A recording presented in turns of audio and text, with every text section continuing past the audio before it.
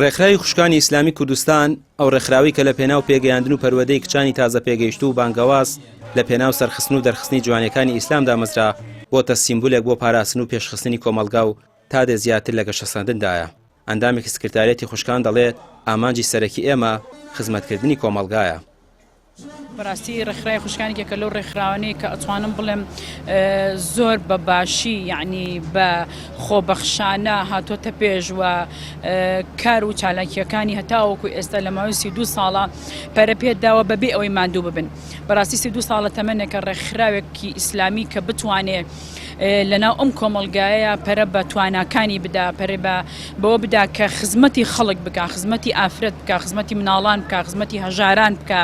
بەڕاستی خزمەتی هەموو چوونی تۆژەکانی کردووە. ئەمە بۆ ئێمە جێگەی شانازیە بەتایبەت لە هەموو بۆنەکاندا، لە یادی مەولودی پێغەمبەر سەلامی خوای لەسەر بێ،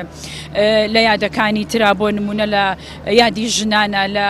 ئەو بابەتانی کە تایبەتن بە مناڵان بە گەنجان، یعنی توانیوەتی جهودێکی خۆی بخاتە کار لەو مەسائلەی کە پێی ئەوترێ ڕێکخراو بەمانای کەلیمە ڕێکخراوی خوشکان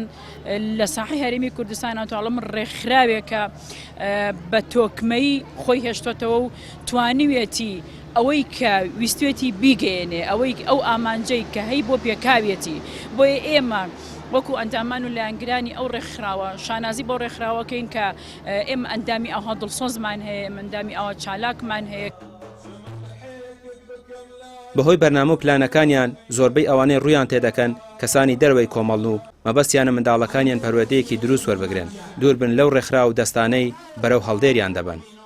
ڕێکخراوی خوشکانی کوردستان هەر لە سەتای دامەزراندنی و لە ساڵی 1992ەوە کە دامەزراوە هۆکاری دامەزراندنەکەی پێگەیاندن و هۆشیارکردنەوەی خانمان بووە بۆ ڕێگە ڕاستەکەی بەپێی ئەحکام و دەقەکانی ئاینی پیرۆزی ئیسلام کە کاری کردووە و هەر لەو کاتەوە هەتاکو ئێستا جێپەنجێکی زۆر باشی هەیە، هەمیشە هەوڵی داوە بۆ پێگەیاندنی